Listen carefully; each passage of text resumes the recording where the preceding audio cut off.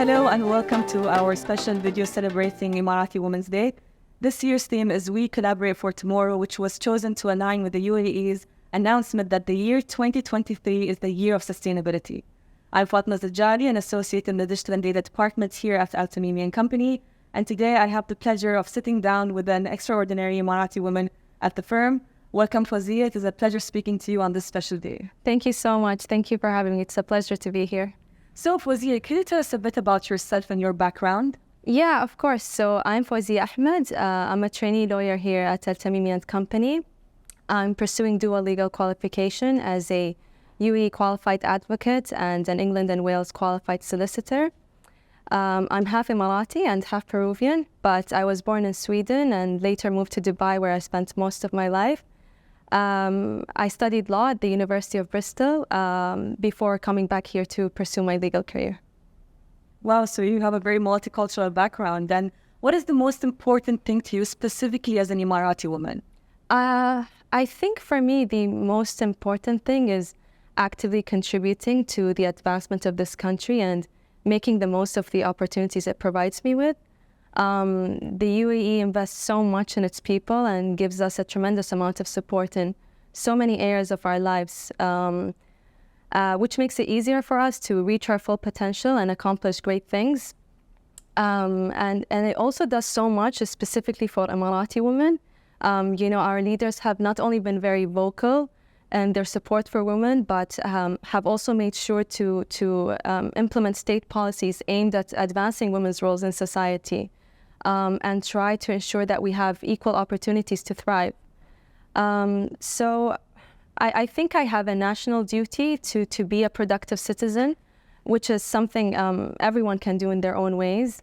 I try to do that by being involved in things I'm passionate about. So whether it's representing our youth at the international level as the EU Youth Delegate to the United Nations, or volunteering for organizations like the Emirates Society in London, which encourages foreign investment into the UAE, or contributing to academic research projects that explore interesting aspects of this country. I try to play my part, however small that may be.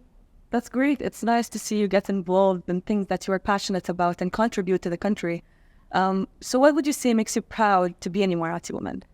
I think what makes me proud is seeing the achievements of other Emirati women. We've had so many incredibly talented and accomplished women throughout the history of our country who have played a part in building the UAE into what it is today, and have allowed us to come so far in such a short period of time.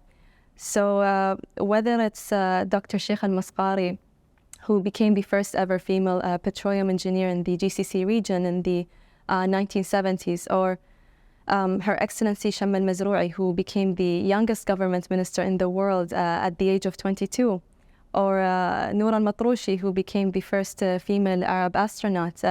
We've had so many exceptional women who have paved the way for us across so many fields and serve as sources of inspiration for the next generations.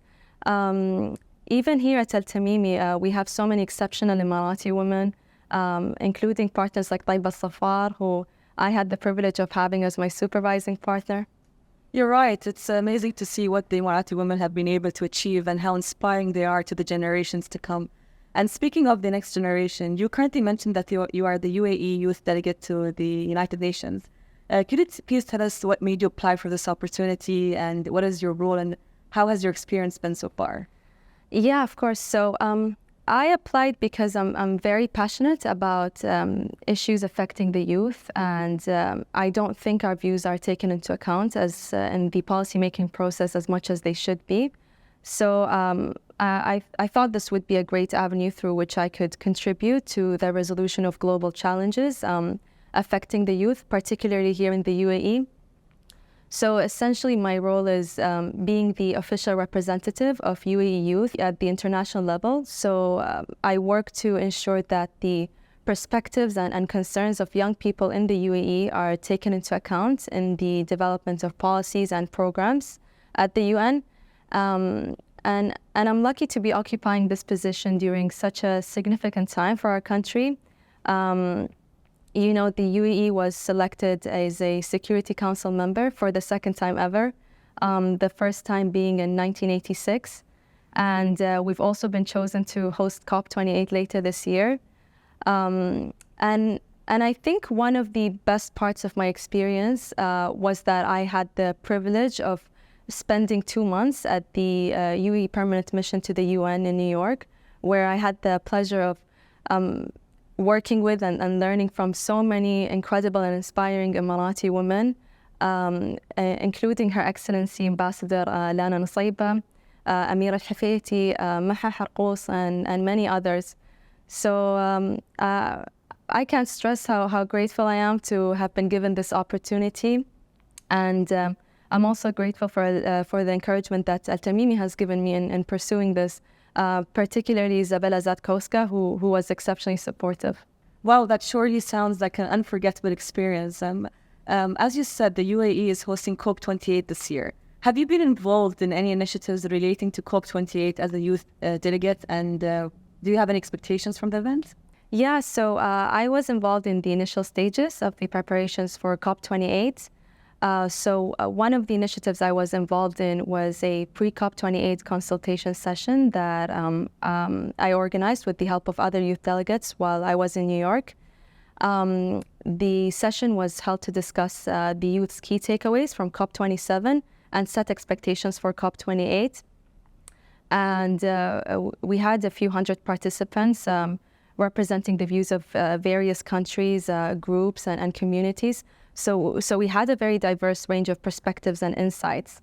And I consolidated all of these views in a report, which we circulated with decision makers to feed into the preparations for COP28. So yeah, and I personally have high expectations for COP28. I think the stakes are high because it will be the first ever global stocktake where the world will come together to assess the progress made towards the goals of the Paris Agreement, find the gaps and come up with practical solutions.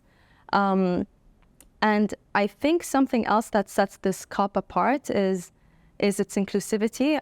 It's bringing together so many different perspectives, including those of governments, civil society organizations, the private sector, women, the younger generations, and so on. So yeah, I'm very excited for COP28, and I think it could be a key turning point in the fight against climate change. I hope it is. I'm very excited myself. And so in the wake of COP28 and with this year's theme of Emirati Women's Day being We Collaborate for Tomorrow, what's one piece of advice you would give for the next generation of Emirati women for a better tomorrow? I think it's difficult to give a short answer to that, but I would say dream big. As cliche as that sounds, this country gives you a great foundation to do that. So you know, don't ask if your dreams are too big. Ask if they're big enough. That's a nice message to be shared with the next generation. Fuzeya, thank you very much. It was a pleasure having you speak with us today, and I wish you a happy Emirati Women's Day. Thank you so much for having me, and a very happy Emirati Women's Day to you as well. Thank you.